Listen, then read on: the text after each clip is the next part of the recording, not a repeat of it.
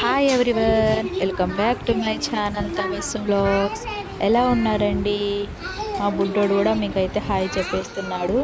నేనైతే చాలా చాలా బాగున్నాను. మీరు కూడా బాగుండాలని మనస్ఫూర్తిగా అయితే కోరుకుంటున్నాను. ఎండలైతే ఈ ఇయర్ అయితే ఎండలైతే బాగా ఉండదంట.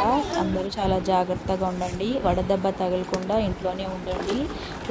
కోకోనట్ వాటర్ ఇంకా మజ్జిగ అన్నీ బాగా తాగండి.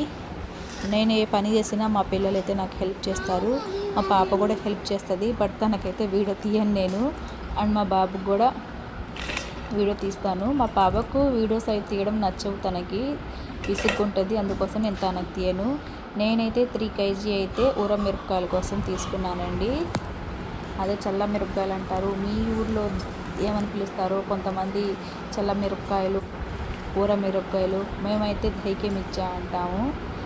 నేనైతే 3 kg అయితే తీసుకున్నాను. ఫస్ట్ అవన్నీ క్లీన్ చేసుకున్నాను. ఆకులు పండిపోయినవన్నీ తీసేసి తర్వాత వాటర్లో వేసి శుభ్రంగా కడిగేసి కాటన్ చున్నీ మీద మంచం మీద వేసేసి అయితే ఆరబెట్టేసాను. ఇంకా నేను 3 kg చల్ల మిరపకాయలకి 1 kg అయితే పెరుగు తీసుకున్నానండి. తగినంత ఉప్పు తీసుకున్నాను.